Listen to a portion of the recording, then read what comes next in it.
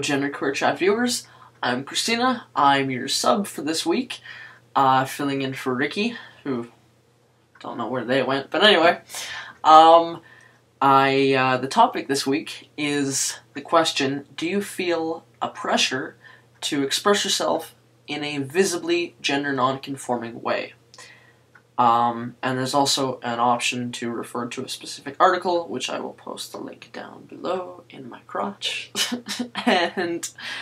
or my boobs, I guess, kind of, somewhere. Yeah, whatever floats your boat. Let's see. So, the short answer to this question is, yes and no. It depends upon the situation. Yes, I feel pressure to some extent. It's not so much that I feel a pressure to be, well, okay, to some extent I feel a pressure to be more visibly gender non-conforming. To some extent I feel pressure to, it's not, as Andrea mentioned, it's kind of more this need. For me, it's like a need to be, it's a need to be recognized as who you are. I think a lot of people deal with that.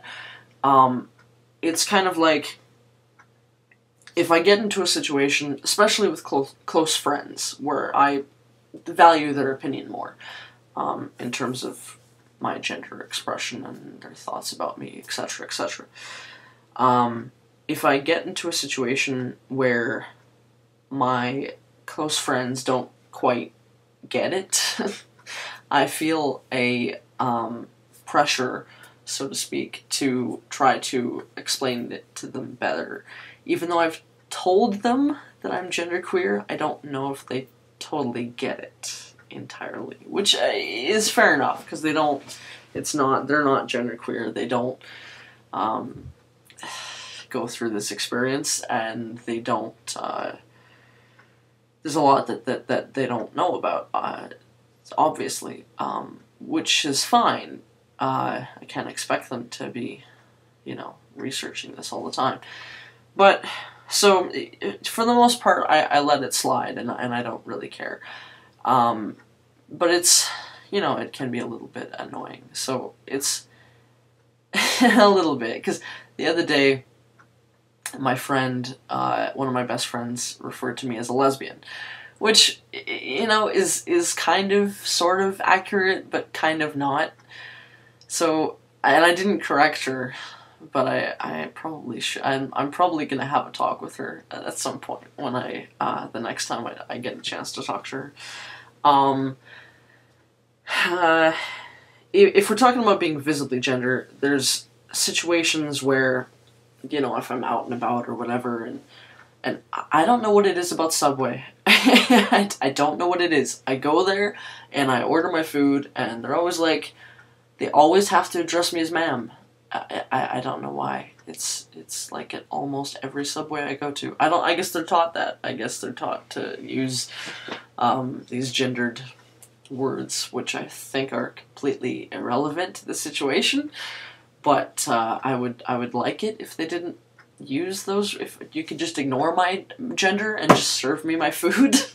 But it happens. So in that case, I kind of feel this wanting to be more masculine appearing, so that maybe they'll call me sir next time, which would be fantastic, instead of ma'am, which isn't so fantastic. In my personal opinion, for me, it's more a feeling of, it's not really a pressure to be visibly gender non-conforming. It's more a question of, am I being authentic? Am I showing myself to be authentic? Is this who I am? Am I happy with how I look? Etc., etc. Am I being myself?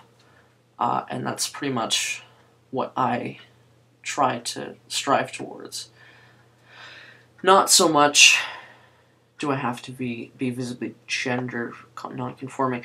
That being said, before I get to my experiences in choir, it's more a question of a pressure to strive towards educating people about being genderqueer or trans or what have you.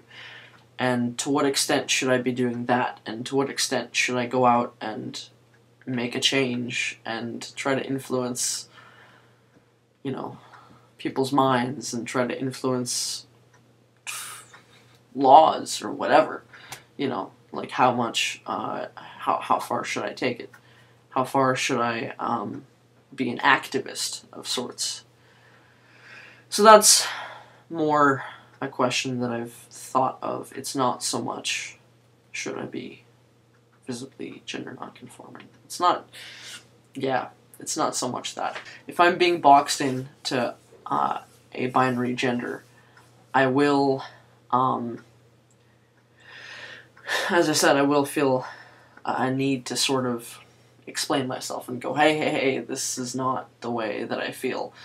And I don't feel, at that point, I wouldn't feel a need to be like, I don't know, because I dress androgynously anyways. It's pretty clear that I'm not a straight cis woman, I think. So, it's, yeah. So I don't worry too much about my looks. Because I think I look... Now, that being said, I do worry in the sense that I wouldn't really like to, I don't think it would be the best idea for me to go out in feminine clothing. Because, and now, if Andrea can go out and look like, you know, their birth sex, I guess, and they're fine with it, that's fantastic. I don't think I would be comfortable going out at this point in time. And maybe one day I'll find, you know, but I've never really worn feminine clothing. Any time that I've worn feminine clothing, I have not been happy with it. So, I don't know. I've kind of thought about it and I've kind of experimented with it a tiny bit of delving into my feminine side. But, I don't know. There's kind of a feeling like I don't really want to present that to the world. It's kind of, I don't know, it's uncomfortable. There's something, I don't really want that perception to happen. So I guess, in that sense, I guess there is a sort of a pressure in terms of trying to look androgynous, I guess. So anyway, backtracking to choir, I had an interesting incident the other day, and you know, I kind of, I think about this sometimes, more than sometimes. I think about this a bit in terms of interacting with the female members of the choir versus the male members of the choir, and how I relate to each of them. And I find I'm a tenor, so I sing with the guys. There is, however, one other female tenor. Point being, I fit in quite well, I think, with the tenors. It's working out well. I I always find myself a little bit, and maybe it's because I'm new to the choir this year, and you know, they were together last year. I always find myself a little bit, so far, it's only been, what, a month and a half, 2 months? I find myself a little bit distanced from, a little bit different from the other girls in my choir. For the most part. Most of them, not all of them. But some of them. Because I was at this little, we also dance in our choir. I was at this little optional dance practice the other day. And it was amusing because they were talking about men. And I was like, this is a really not a conversation I could get involved with. Now, that being said, of course, it's not like, you know, it's not like we're talking about gender, we're not talking about sexuality. But that being said, I still felt all like there's something different between us. We are not the same. One of these things is not like the other. And it was because I was there with 3 cis, mostly straight girls. One of them was technically bi, I guess, sort of, but really, sort of. Anyway, so it was an interesting experience. Yeah, I think I fit in well with the tenors. I like the tenors. I find, now if we're talking about, it's a little bit off topic, but I find myself, I do find a pressure to, it's not really a pressure. Again, it's this kind of like, this pull, this wanting, needing, more want than a need. This want to fit in more with the guys, as a, to be one of the guys. And I think I think I'm doing that okay in this choir, which is a lot of fun. In terms of school, I don't really, like, there's not really a pressure. I mean, like I said, there's no really pressure to be visibly. There is kind of a pressure, like, if I'm gonna fit in with the guys in the choir, there's kind of this feeling like, should I act a certain way? Should I be, you know, It's not really more a visible thing. It's more of a, how should I act sort of thing. And then, in terms of school, it's, I'm there to learn for the most part. I do have good discussions with my teachers about the subjects, and in feeling more comfortable with them, I have told one of them that I'm genderqueer, and she didn't really have a reaction that much to it, which was kind of disappointing. She wasn't like, right on, this is, you know, she's kind of like, yeah, I know what that, I figured that that's probably what it meant when I explained it to her, and there was really, I don't know, it's kind of lame reaction. So that was that's kind of a situation where, like, well, how should I react to that, and should I be more visibly, you know, or should I be, you know, or should I even, should I even care in the slightest? So, you know, I don't know. For the most part, I get into situations, I don't really, it doesn't really affect things that much, their perception of, I don't really know what their perception of me gender-wise is. I don't get into that much of a conversation about it, unless I'm like, hey, I'm genderqueer, blah, blah, blah, blah, blah.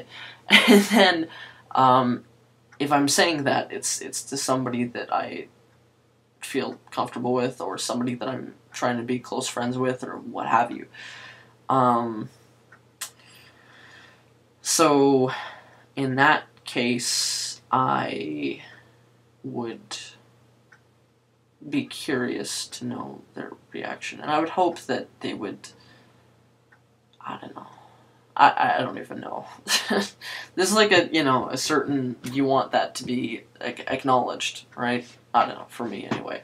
I am done. I am definitely a night person, by the way. The bonus question being, are you a morning or a night person? I am most certainly a night person, because I stay up late and I wake up late, and I love sunrises. I really do. They're, like, awesome. They're amazing. But somehow, I miss them. It saddens me greatly. So, I have to, yeah. So sometimes, at least during holidays, I stay up so late that I get to see the sunrise, and then I go to sleep. And that is my life. Not usually, but during holidays, sometimes.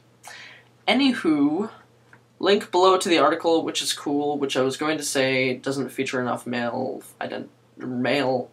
assigned at birth people, but that is mentioned in the article, so they recognize it, which is good, because people who are invisible should be visible.